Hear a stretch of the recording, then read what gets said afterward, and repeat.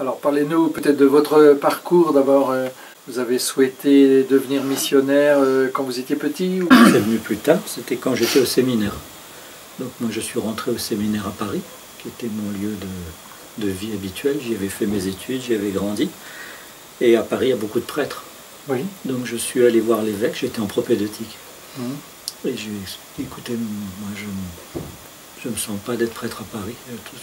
J'ai envie d'aller là où il y a besoin de prêtres, quoi. Et j'ai l'impression qu'à Paris, il y en a déjà beaucoup. Alors il m'a écouté et puis il m'a dit, c'est une bonne idée. Moi je pensais la banlieue, pourquoi pas Saint-Brieuc, enfin... Oui. Et il m'a dit, si tu dois te poser cette question, tu dois te la poser à l'échelle du monde. Ouais. Alors ça, je n'avais pas pensé à ça du tout. Et donc j'ai ouvert un bouquin de statistiques de l'Église pour savoir où est-ce qu'on avait besoin le plus de prêtres, puisque c'était ma logique. Et c'était en Asie. Et à ce moment-là, Jean-Paul II insistait beaucoup sur la nouvelle évangélisation. C'était un peu un thème habituel à ce moment-là. Et il insistait beaucoup en disant il faut réévangéliser l'Europe, il faut continuer l'évangélisation de l'Afrique, mais il est temps de commencer l'évangélisation en Asie. Alors j'ai dit banco, j'y vais. Et quand on veut être prêtre diocésain, pour l'Asie, on va au même. Oui. Donc j'ai une vocation qui n'est pas très mystique, qui est statistique, mais voilà, ça s'est fait comme ça. Tout a commencé. Voilà. Oui. J'ai fait le premier cycle au séminaire de Paris, du diocèse de Paris, et ensuite j'ai été envoyé au séminaire des Carmes. Quand je suis rentré au MEP à ce moment-là, comme séminariste. Et il y a une différence sur la formation entre... Chaque séminaire est un peu différent et a des tonalités différentes. Donc le séminaire de Paris avait sa propre logique, et le séminaire des Carmes en avait une autre. Le passage de l'un à l'autre d'ailleurs n'était pas forcément simple. C'était pas les mêmes façons d'enseigner, c'était pas non plus les mêmes genres d'étudiants. Enfin, on survit. Hein. Oui, bien sûr. Donc vous allez chez les MEP, et puis comment ça se passe? Parce que ce n'est pas vous, je crois, qui choisissez le pays, exact? Non, je ne choisis rien du tout. Donc c'était une logique d'abord que j'aimais beaucoup, c'est-à-dire qu'on reçoit sa mission. Et en fait, on ne connaît pas, moi je ne connais pas l'Asie. On a des atomes crochus avec tel ou tel pays, on se dit j'aime ce pays-là, enfin, qu'est-ce qu'on en connaît? Pas grand-chose. Donc finalement, c'est très sécurisant de se dire d'autres vont choisir pour moi, et d'autres qui me connaissent. Et donc je leur fais confiance, parce qu'a priori, ils ne feront pas un mauvais mariage. Quoi. Et alors, en même temps, c'est très exigeant, puisqu'on est nommé à vie dans le pays où on va. Donc on ne le choisit pas, et on l'apprend le jour de notre ordination diaconale. Il n'y a pas de dialogue. On essaye bien d'en avoir et d'essayer de triturer les supérieurs, mais il n'y a rien qui passe. D'accord, mais vous le savez déjà d'avance que ce sera comme ça. C'est le contrat, oui. Oui, c'est le contrat. Et donc on l'apprend à la fin de l'ordination du diacre. Le supérieur vient au micro et nous fait languir pendant un petit moment. Voilà. Tu as été gentil avec ton papa, ta maman, ta nourrice. Tu as fait un bon parcours, ça dure, ça dure, ça dure. Il essaye de nous faire devenir le pays. Tu vas aller dans un pays grand, petit, moyen. Et à la fin, il lâche le nom. Nous, on est complètement liquéfiés sur le tapis. Hein. Certainement. Puisqu'on apprend en même temps que tout le monde, là où on va passer sa vie. Et la diversité est grande, puisque les MEP sont dans toute l'Asie, y compris Madagascar. Oui. Donc le choix est grand. Et puis la Chine, la Corée, le Japon. Japon. Parce qu'après, vous dites au fond, mais quelle langue je vais parler là-bas? Oui, quelle langue je vais devoir apprendre, quelle culture je vais devoir... Est-ce que ce sera bouddhiste, ce sera musulman, est-ce que ce sera shintoïste? Tout ça est très différent, évidemment. Et enfin, à propos des langues, puisque ça nous intéresse, on en a parlé un petit peu entre nous, au fond, vous parlez combien de langues? J'essaye de parler français, c'est déjà une aventure. Et donc je dois m'exprimer en carène, puisque les paroisses dont je m'occupe sont exclusivement des carènes. Et je suis en Thaïlande, donc je dois aussi parler thaï. Et l'anglais est nécessaire de toute façon aussi. Vous venez de dire, je suis actuellement avec les carènes. Est-ce que ça veut dire que vous retournez en Thaïlande? Parce que j'avais appris que vous étiez à Paris. Je l'ai été pendant 6 ans. Oui. Puisque j'ai été élu truc bidule, et donc ce mandat s'est terminé, donc je suis reparti. Oui. Ah d'accord. Donc ça fait 3 ans que je suis à nouveau sur le terrain. D'accord. Donc il y a eu une parenthèse de 6 ans où je me suis occupé de la formation des séminaristes, de nos séminaristes, et puis des volontaires. Oui, aussi, oui, qui sont très nombreux. Oui. Vous pouvez nous donner une idée du nombre de volontaires Alors maintenant, je ne peux pas trop vous dire, parce que je ne Oui. suis plus du tout dans les... Mais à l'époque, c'était 180 par an. Donc Qui c'était partait passionnant. pour 1 ou 2 ans. Non, alors c'était entre 3 et 1 an. 3 et 1 an. Je pense qu'aujourd'hui, on doit s'adapter à la jeunesse d'aujourd'hui, et donc parfois 1 an, c'est long. Et donner 1 an avant, il y avait l'alternative service militaire ou coopération. Donc le créneau en fait de temps était défini par le service militaire qui était le calibre. Donc on avait 2 ans à la place d'1 an. C'est ça. Et finalement il y avait beaucoup de garçons. Et il Oui. y avait très peu de volontaires filles à l'époque. Hein. Oui. Ensuite tout ça a évolué quand il n'y a plus eu de service militaire. Et on s'est retrouvé avec une jeunesse en France qui a été très bien formée dans les paroisses, dans les groupes, et qui a eu envie de donner. Et qui a envie d'aventure aussi. Et les missionnaires s'étaient tout trouvés pour une aventure à la fois de développement mais aussi de foi. Oui. Et donc on s'est retrouvé avec beaucoup de demandes. Donc on a organisé en fait la demande et ça a pris comme un feu de poudre. Hein. Oui, quand on voit les photos, là, c'est impressionnant, le nombre de jeunes qui se réunissent pour les sessions de formation, je sais C'est où, ça, là, oui. rue des Bacs. Oui. Et c'était moitié filles, moitié garçons, Ah oui. avec une tendance à devenir de plus en plus féminin. Et donc les jeunes ont du temps, mais pas forcément 1 an aujourd'hui devant eux. Hein. Et le marché du travail est dur. Donc partir 1 an, c'est pas forcément possible. Donc et la génération actuelle est peut-être aussi un peu plus fragile que la génération précédente. Donc partir 1 an, ça peut faire peur. Oui. Donc on s'est adapté et on a proposé des créneaux de 3 mois à 1 an. D'accord, oui. Et une deuxième année possible, mais à voir. De toute façon, donc il ne reste jamais bien loin d'un missionnaire, quoi. Non, ça dépend vraiment. On a Il y envoyé... en a qui peuvent être assez isolés. Oui, oui. Ah oui. Et même très isolés, oui. Oui. Ça dépend Alors c'est toujours un service d'église, donc c'est pas un service de développement en tant que tel. Hein. C'est d'abord, on va rendre service à un diocèse. Ensuite, on est chez les MEP, donc on ne choisit pas sa mission. Donc les jeunes reçoivent eux aussi une proposition de mission. Ils ne choisissent pas le pays Non. où ils vont aller. Et alors, suivant le jeune à qui on a affaire, il peut avoir des missions qui sont soit extrêmement isolées, soit beaucoup plus souples et plus encadrées. Oui. Mais il y avait des jeunes qui étaient seuls à Pékin, par exemple. Avec quelle responsabilité? Avec des responsabilités dans l'église francophone, dans la paroisse francophone de Pékin, et d'enseignement dans les communautés clandestines catholiques. Donc c'est des missions difficiles parce qu'ils n'avaient pas le droit de communiquer, ni à leur famille, ni à leurs proches. Donc personne ne devait savoir qui ils voyaient, quand ils les voyaient. Donc il y avait une petite vitrine communicable qui était la paroisse française, mais il y avait tout le reste que personne ne connaissait. Une activité souterraine, quoi, en quelque sorte. Oui. Le problème, c'est la langue. Oui, alors ils l'apprennent. Il faut qu'ils l'apprennent. Et puis Pour souvent 3 mois, on c'est a après. besoin d'eux pour des cours, par exemple en anglais. Donc le meilleur professeur, c'est celui qui ne parle pas votre langue. Hein. C'est vrai. Et donc pour pouvoir parler anglais, il vaut mieux s'adresser à un anglais qui ne parle pas français. Exactement. Là vous êtes sûr de progresser. Oui, Donc, oui. c'était le cas. Comme quoi les missions peuvent être tout à fait différentes et d'autres étaient directement appuyés sur un missionnaire MEP dans sa mission. Tandis que d'autres, oui, peuvent être beaucoup plus isolés, mais enfin, il y a quand même un lien avec les MEP, Il y forcément. a toujours un lien, Parce que c'est une sécurité aussi. il y a toujours un Dans lien, il y a certains toujours pays. une relecture, Oui. mais il est parfois très ténu. Le cas extrême, c'était ça, c'était le jeune service de l'église clandestine qui, lui, ne peut pas communiquer sur sa mission. D'accord, Donc ouais. il faut organiser des rendez-vous avec un missionnaire pour Ouais. pouvoir échanger, débriefer. Mais le quotidien, il est seul. Et avec une vie intérieure qu'on lui demandait d'avoir. Oui, c'est des expériences justement très fortes aussi pour eux. Oui, c'est des expériences fondatrices, Ah oui. c'est sûr. Mais qui demandent à la fois un grand équilibre et puis une grande foi. Et c'était ça le premier bénéfice de leur mission, c'était de se connaître eux-mêmes. Est-ce que certains restent en lien avec les MEP après Oui. leur retour? C'est organisé de sorte que ceux qui veulent poursuivre en quelque sorte leur mission puissent trouver un lieu où ils peuvent parler de leur mission. Parce que quand ils rentrent, ils racontent leur mission, mais au bout de trois fois, les parents, les amis ras-le-bol, quoi. Enfin, et la vie a tourné ici aussi, donc alors ils restent avec leur expérience, souvent un peu sur leur faim. Et ils aiment bien se retrouver entre eux. Et donc nous, les MEP, on intervenait pour que ces réunions-là ne deviennent pas des réunions d'anciens combattants, qui restent au service du pays dans lequel ils ont été. Ah d'accord.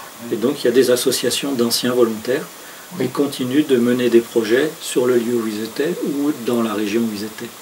D'accord, oui. C'est des projets où on leur demande un fort investissement aussi, de commerce équitable, de projets à monter, de construction à mener.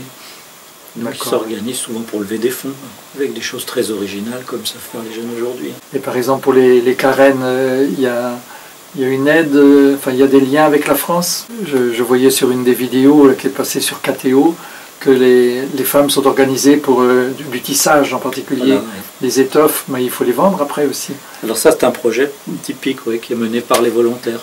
Et donc ce sont les volontaires eux-mêmes qui l'ont monté de A à Z et qui le pilotent. Avec des volontaires sur le terrain, donc qui gèrent le quotidien, et les volontaires en France qui relaient l'activité et qui la contrôlent. Et donc c'est une coopérative de tisserandes, puisque le problème pour nous, c'était l'exode rural. Dans les villages où nous sommes, qui sont très reculés, très isolés, très pauvres, la tentation, c'est d'aller en ville pour trouver du travail, soit de manière temporaire, soit de manière longue. Et donc les familles sont désunies. Enfin, désunies dans le sens où ils sont plus ensemble, par la force des choses. Donc la mère souvent reste au village avec les enfants et le père part s'embaucher en ville. Ou l'inverse, ou les deux. Et les enfants sont confiés aux grands-parents. Et donc on avait une espèce d'urgence qui se présentait à nous. On parle tout le temps de la famille, la famille, la famille. Mais qu'est-ce qu'on fait pour que les familles restent ensemble? Beaucoup réfléchi avec les villageois. Et il fallait se servir d'un savoir-faire qui était le leur et le développer. Et alors le tissage est un très grand savoir-faire des carènes. Ils ont un tissage extraordinaire. Alors on a commencé comme ça, sur un modèle économique complètement impossible, puisqu'on fabrique dans les endroits les plus isolés, avec des coûts de transport énormes, avec des fabrications très très artisanales, et on vend une partie en Thaïlande et une partie en France. Aujourd'hui ça emploie 70 femmes, donc qui sont rétribuées par cette coopérative. Il y a 6 couturières, il y a 2 personnes qui s'occupent du projet. Donc en gros, normalement ça fait 80 femmes à payer chaque mois. Voilà, donc les missionnaires s'occupent aussi de développement et puis on est aidés aussi par les volontaires, les jeunes volontaires. Voilà, et chacun à sa place, donc c'est assez formidable. Cette collaboration fonctionne très très bien. En quoi ça vous a changé de partir en mission dans un pays que vous ne connaissiez pas? Ça change d'abord humainement, c'est passionnant. Humainement, vous arrivez dans une culture qui est complètement différente de la nôtre. Il faut apprendre une autre langue, donc on redevient un gamin. Il faut aller à l'école, vous ne comprenez rien ce que dit le professeur. On redevient un gamin de maternelle. Donc c'est une expérience qui est quand même, qui n'est pas banale, qui change un peu. Ensuite, c'est la richesse des cultures en Asie, c'est des cultures très anciennes, des politesses incroyables. Donc on a l'impression de redécouvrir une nouvelle civilisation et de relativiser aussi la nôtre. Parce qu'on est fiers d'être français quand même. Et quand on voit les autres cultures, c'est d'une richesse aussi. Une autre religion aussi dominante. Donc on voit des sociétés qui ne sont pas façonnées par le christianisme, mais par autre chose, et ça donne autre chose. Donc c'est assez passionnant. Ensuite, spirituellement, c'est aussi... chez les MEP, nous, notre principe, c'est qu'on vit seul avec les gens, on ne vit pas en communauté. On n'est pas des religieux, donc on va vivre seul dans sa paroisse.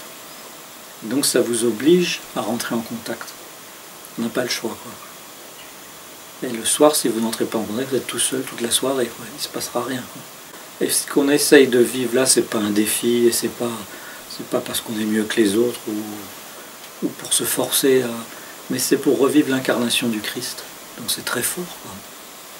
Le Christ qui était pauvre, qui était Dieu, il s'est fait pauvre, il s'est incarné dans une culture, dans un tout petit peuple, et il a adopté cette culture, et nous on essaye de faire pareil. C'est pour ça qu'on y reste toute la vie. Parce qu'on ne peut pas se réincarner. On s'incarne une fois. Et ce peuple, on essaye qu'il devienne notre peuple. Aujourd'hui, c'est ma famille, par exemple. Je me sens plus de là-bas que d'ici. Et quand vous êtes revenu en France, à Paris, est-ce que vous avez été marqué à votre retour par ce pays occidental ou par la culture très européenne? Oui. Oui, parce qu'on décroche un peu de notre pays. Par exemple, je n'écoute jamais les informations françaises. Aujourd'hui, c'est facile, si vous avez Internet. Non pas que ça ne m'intéresse pas, mais je suis plus tenté de le faire. Et quand je suis rentré, donc il y a 9 ans, c'était il y a 9 ans quand je suis revenu à Paris pour ce mandat, c'était un choc de voir effectivement que ça avait changé. Mais de manière très concrète, vous arrivez à l'aéroport, je ne pouvais plus prendre le métro parce que je n'avais pas de carte de crédit. Donc le monde avait changé, quoi. Avant, on pouvait encore payer en liquide, on allait dans un petit guichet. Et là, c'était très compliqué. Et j'avais pas de carte de crédit, donc on se débrouille, on y arrive. Mais je sentais que quelque chose avait changé.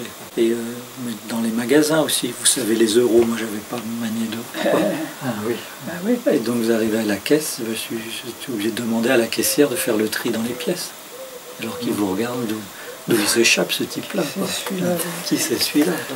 Et puis la joie de découvrir une église très dynamique. L'église en France, dont on disait plein de choses, hein, plus de vocation, plus, il n'y avait que des plus, hein.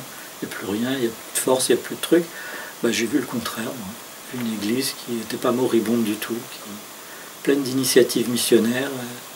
Peut-être qu'aussi ma vision est déformée parce qu'elle est parisienne. Oui, donc, il y a beaucoup de prêtres à Paris. Alors je ne parle pas des prêtres. Hein. Les jeunes, c'était extraordinaire, ils fourmillaient d'idées, qui mettaient en œuvre en rien de temps sur Internet et des trucs valables et de qualité. J'étais très impressionné par ça, par exemple l'adoration. Presque partout, tous les jeunes aujourd'hui savent ce que c'est l'adoration en gros. J'étais quand même épaté, quoi. Ça m'a beaucoup marqué, des choses comme ça. De voir la liturgie célébrée en France partout, parfois avec des moyens très, très rudimentaires. On voit ici à Guarec, dans nos petites paroisses, où les pardons, chapeau, c'est pas du tout du bricolage. C'est compris, c'est bien fait, c'est humain. Non, ça m'avait fait plaisir. Cela dit, 6 ans, ça suffisait. Vous aviez hâte de retrouver les carènes. De retourner ailleurs, c'est pas mon métier. Peut-être que vous pouvez nous parler un peu des carènes, enfin une petite présentation. En Thaïlande, hein, donc un grand pays, 60 millions d'habitants comme la France. Et les carènes sont une minorité de 250 000, qui sont des gens qui vivent à la frontière de la Birmanie, dans les forêts, dans les montagnes. Donc c'est des hommes des bois. Et jusqu'il n'y a pas très longtemps, ils sortaient peu de leur village, ils étaient très autonomes. Et finalement inconnus des Thaïs, quoi. Et quand la Thaïlande s'est ouverte, que les carènes aussi sont ouvertes, la confrontation a été un peu dure, quoi. Pour les Thaïs, les carènes sont ceux qui retardent le progrès du pays. C'est le peloton qui est tout à l'arrière et puis il faut le traîner, quoi. Je me souviens quand j'étais à l'école de langue, on nous fait, de la 3e année, on va faire un peu des cours. Participe à des cours dans les universités par exemple avec des jeunes, eux ils parlent en thaï et eux ils ont envie de l'apprendre l'anglais, quoi. Donc on s'échange un peu les choses. Et alors on fait des petits exercices, moi j'enseignais l'anglais. On dit que alors qu'est-ce qui pourrait t'arriver de meilleur dans ta vie, qu'est-ce qui pourrait t'arriver de pire, petits exercices pour pratiquer, quoi. Si je gagnais au loto, j'achèterais ci. Qu'est-ce qui t'arriverait de pire? Il y a une jeune qui m'a dit épouser un carène. Donc ça change maintenant, hein. C'était il y a 25 ans, quoi. En tout cas, voilà d'où on vient. C'est un peuple qui était un peu méprisé parce que différent. Pas la même langue, pas la même religion et pas la même façon de vivre du tout. Très reculé, très primaire dans les forêts. Mais une culture très riche, hein, très très ancienne, avec une sagesse ancestrale extraordinaire, quoi. Aujourd'hui, cet écart a tendance à diminuer, donc les choses quand même vont mieux. Mais voilà un peu le contexte général. Dans l'église, c'était un peu la même chose. L'église de Thaïlande, c'est une église riche. C'est l'église au monde qui a le plus de vocations par rapport au nombre de chrétiens. Il y a un prêtre pour 300 habitants, pour 300 catholiques. Donc ça veut dire beaucoup de vocations. Donc on dit que c'est un corps qui a une grosse tête et un petit corps, l'église de Thaïlande. Beaucoup de prêtres et puis finalement un tout petit nombre, hein, c'est 0,05% de la population. Donc rien du tout, une petite minorité. Et les carènes, c'était les pauvres dont l'église avait besoin. Comme ils sont riches, on allait faire du bien, on payait des écoles. C'était la caution un peu, la bonne conscience des catholiques de Thaïlande. Et aujourd'hui, ça s'inverse, parce que les Thaïlandais ont moins d'enfants qu'avant. Donc le nombre commence à diminuer des catholiques en Thaïlande, parce que y a moins de relève, et il y a aussi moins de vocations, puisqu'ils ont moins d'enfants. Alors que les carènes se maintiennent et se convertissent. Du coup, l'équilibre est en train de changer dans l'église catholique. Et la place des carènes, qui sont la minorité qui se convertit au catholicisme la plus forte, l'équilibre est en train de changer, et il y a de plus en plus de cadres qui sont en carène aujourd'hui dans l'église. Dans l'église, oui. Y compris les prêtres. Y compris les prêtres. D'accord. Et donc ça change, donc l'église doit changer, et peut-être elle sera prophétique aussi, d'accueillir les pauvres, et les pauvres prennent la place des... Et comment vous avez été accueillis sur place par des populations qui voient un étranger, un blanc qui vient, qui ne connaît rien du pays? Ils sont très très extraordinaires, parce qu'on est accueillis de manière extraordinaire. Je pense souvent à la façon dont les prêtres africains sont accueillis en France, je ne sais pas en Bretagne, mais il y en a de plus en plus. Et souvent c'est quand même compliqué, quoi. On entend des choses. Moi quand j'étais rue du Bac, donc il y avait des évêques qui venaient très régulièrement nous dire, voilà, on a des prêtres indiens, on a des prêtres coréens, de plus en plus vietnamiens. Mais les Français, ils ont du mal à les accepter. Est-ce qu'on ne pourrait pas faire des cours pour préparer les uns et les autres? Enfin, on entend ça beaucoup. Nous, on a refusé d'ailleurs, pour plein de raisons. Et nous, on n'a pas ce problème. On est accueillis vraiment très généreusement. Ils nous pardonnent tout, quoi. Ils sont très très généreux. Alors qu'ils ne comprennent pas toujours ce qu'on raconte, au moins au début. C'est pas grave. On fait partie de leur famille. Et ils ont besoin de nous et nous, on a besoin d'eux. Et finalement, le succès de nos missions, c'est cet accueil, quoi. Cet accueil des gens assez gratuit. Et alors, on grandit avec eux, ils nous font grandir, paisiblement, avec beaucoup de charité, de politesse. On est en Asie, donc moi, je me souviens de mon accueil dans les communautés carènes. J'ai eu la chance de vivre avec un vieux père Mépin qui m'a accueilli. Et un jour, il m'a dit, bon, mais maintenant, tu as appris assez de carène avec moi, il va falloir que tu ailles t'immerger dans un village. Bon, pas de problème, j'étais plutôt content. Et il m'a dit, bon, demain tu pars dans un village et tu vas être là-bas 6 mois. Bon, alors allons-y. Donc je prépare mon baluchon, on part dans la voiture, un 4x4, et puis on y va. Alors Yokaidi, Yokaida, il y avait plein de gamins dans la voiture qui m'emmenaient aussi, donc c'était très joyeux. Et puis la voiture commence sur la route goudronnée, tout va bien, tout le monde chante là-dedans, c'est génial. Puis la voiture, à un moment donné, prend la piste, bon, on chante un peu moins fort là quand même. Et on arrive à un village, après quelques kilomètres, je dis bon bah c'est là. Non, la voiture continue. Bon, et continue longtemps. Un deuxième village, la voiture ne s'arrête pas. Et alors au fond d'une vallée, la voiture enfin s'arrête. Là il y avait une église, une chapelle, il y avait une communauté chrétienne et un petit presbytère. Et le père me dit c'est là. Donc il me donne mon sac et il s'en va. On se retrouve là-dedans, on ne connaît personne. Je le voulais, je l'ai. Donc il a fallu commencer par se faire accepter par le village, mais c'était facile, il y avait des catholiques, mais on avait peu de mots en commun. Je parlais très mal carène, eux ne parlaient pas le thaï, et donc on ne se comprenait pas. Il y avait la messe tous les jours, ils venaient, mais je disais la messe en thaï, ils répondaient comme ils pouvaient, puis après ils s'en allaient, et j'étais tout seul, on me portait à manger. Personne n'osait venir me parler, puisqu'on ne se comprenait pas. Et le soir, ils s'invitaient les uns chez les autres, il n'y a pas l'électricité. Et je voyais quand ils passaient devant ma maison, ils éteignaient leur lampe torche. Ils passaient à la maison, ils la rallumaient après. Vous avez eu des moments de doute au début? Non, jamais. J'ai dit, parce qu'on se côtoyait, donc c'était pas de l'inimitié, mais dire comment on va rentrer en contact. Et il y avait une école, donc j'allais à l'école, et puis il y a des gamins, ça les faisait rire ma façon de parler. Et après, je les réunissais au presbytère et on jouait. Et à un moment, un d'eux m'a fait comprendre qu'il aimerait jouer de la guitare. Il m'a dit, ben voilà, j'ai trouvé le truc. On va faire un cours de guitare dans le village. Et là, j'aurai tous les enfants. Alors, je suis reparti. Tout le monde s'est dit, ça y est, il craque, il se barre. Et je suis parti acheter des jeux et des guitares. Il fallait aller très loin, à la ville. Et donc, je suis revenu avec des guitares et des jeux de société, des petits chevaux, des dames, des trucs pour jouer avec les gamins. Tous les gamins étaient là, dans le presbytère, quand on déballait tout ça, donc c'était une joie sans nom, quoi. On dit, ça y est, on va apprendre la guitare, quoi. Sauf que moi, je ne sais pas jouer de la guitare, Alors. Donc, j'avais acheté des posters où on met les accords de guitare, comme on met les doigts. Puis je dis, ben voilà, tu dois faire comme ci, comme ci, comme ça. Il me dit, mais fais-nous voir. Je dis, non, c'est toi qui dois apprendre. Et donc, ils étaient persuadés que j'étais un dieu de la guitare, mais que je n'osais pas. En fait, je ne sais pas jouer du tout. Et j'avais tous les enfants tous les jours.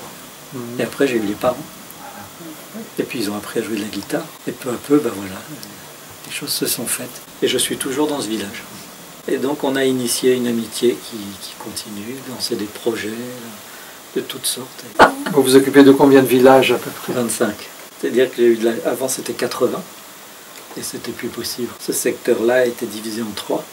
Il y a 3 MEP aujourd'hui. Bien. Donc on est 3 sur la zone. Oui. Mais ce qui est extrêmement long, hein, c'est plus de 200 km de long sur 50 de large. Oui. Vous retrouvez quand même de temps en temps. Très peu, Très peu, oui. une fois par an. Tous les ans, je passe à Montbeton, en particulier sur la tombe de Monseigneur Le Souef, Alors là, qui oui, était au Cambodge. Mais un grand à monsieur, Montbeton, hein, Monseigneur Le Souef. oui, il a fait du bon travail, je crois, au Cambodge. Au Cambodge, oui. Oui, oui. Il était vénéré. Hein. Il avait Oui. été évêque, non? Oui, vicaire apostolique. Oui, vicaire apostolique. Responsable du séminaire. Oui. Bah, il a tout monté, il a tout fait. Là-bas. C'est rassurant, ça, d'avoir des figures qui vous ont précédé et qui ont marqué leur temps. Oui, on rentre dans une histoire qui continue après. On a la chance d'être une communauté vivante puisqu'il y a des vocations toujours. Il y a une espèce de transmission qui se fait. Alors on n'a pas autant de vocations qu'avant, mais il y en a toujours. Il y en a. Hein. Et des régulières. Du coup, il y a une vie quand même il y a un passé, il y a un avenir. Quoi. C'est une chance parce que beaucoup de communautés se disent aujourd'hui et demain, qu'est-ce qui va se passer? Pour nous, c'est un mystère. Hein. C'est jamais. Comme Oui, on se c'est fait vrai. dire, Oui. on se recrute, je ne comprends pas. Mais, Parce que j'ai remarqué, mais y compris chez les Carènes, vous avez un père qui est jeune, qui vient d'être ordonné. qui vient d'être ordonné. Oui. Mais il n'est pas MEP. Hein. Ah, il n'est pas même. On ne peut pas recruter dans les pays de mission. Donc pour être MEP, il faut être français. Alors on a beaucoup de cousins. Ça doit être C'est ça. ça. Parce c'est que les tous les cousins. pays, comme il faut être français, bah, des gens disaient mais on voudrait le même. Alors on créait Ça doit être ça. le MEP du pays en question. Oui, Donc il y a les missionnaires. au Togo, là, Il y en a en Italie, les Pimées, il y en a en Espagne, il y en a au Portugal, il y en a en Angleterre, aux États-Unis, Oui, c'est ça. qui ont le même principe que les MEP. Mais Oui. tous ont changé. En savoir qu'ils ont ouvert leur recrutement à l'international. Oui. Et les MEP ont toujours refusé. Et c'est pour moi, c'était par exemple un élément de décision. Si je suis rentré au MEP, c'est aussi à cause de ça. Parce que c'est quand on rentre dans une conversion, on se dit, bah oui, mais l'avenir, quoi. Les MEP travaillent pour l'église locale. Donc pour être sûr de travailler pour l'église locale et pas pour la congrégation, on ne peut pas recruter dans nos pays. D'accord. On ne peut pas avoir d'œuvre non plus. Ce que nous fondons, on doit le donner au diocèse. Et si vous aviez des suggestions concernant notre équipe diocésaine là, d'animation missionnaire là, dans les diocèses de France, là, qu'est-ce que vous pourriez nous dire? On est très heureux d'avoir des contacts avec Ouais. les églises locales. On n'en a pas, hein, en gros. Sauf tel ou tel diocèse qui... Mais c'est très rare, en fait. Alors on a des contacts par des amitiés interposées. Par exemple, à Guarec, ils ont fait une campagne de carême pour nous. Donc c'est très intéressant, au-delà de l'aide matérielle. Hein, je veux dire. Mais en France, on sent une réticence à parler de la mission au loin. Parce qu'on dit la mission, c'est ici. L'un n'empêche pas l'autre. Bah oui, au contraire. Plus on parle de la mission là-bas, plus on nourrit celle d'ici. Enfin, on peut le penser, en tout cas. Quand je m'occupais des séminaristes, c'était un refrain sans arrêt. J'allais dans les séminaires et on formait nos séminaristes. Et alors, évidemment, la mission, c'est ici. Pourquoi il faut les envoyer là-bas, quoi. Oui, il n'y a aucune contradiction, c'est Ben l'église. non, au contraire. Vous nous en donnez un, Monseigneur, et vous en récupérerez deux, vous verrez. L'enthousiasme appelle l'enthousiasme. Oui. Si les gens sont appelés à ça. Et quel est votre message auprès des jeunes quand vous étiez à Paris? Quels propos vous leur teniez? Est-ce que c'était allez-y, foncez, ou plutôt une mise en garde sur la réalité du monde? Oh non, il faut foncer. C'était notre message à nous, c'était l'audace. Hein. L'audace, le Christ appelle et n'hésite pas. Ça rend heureux d'abord.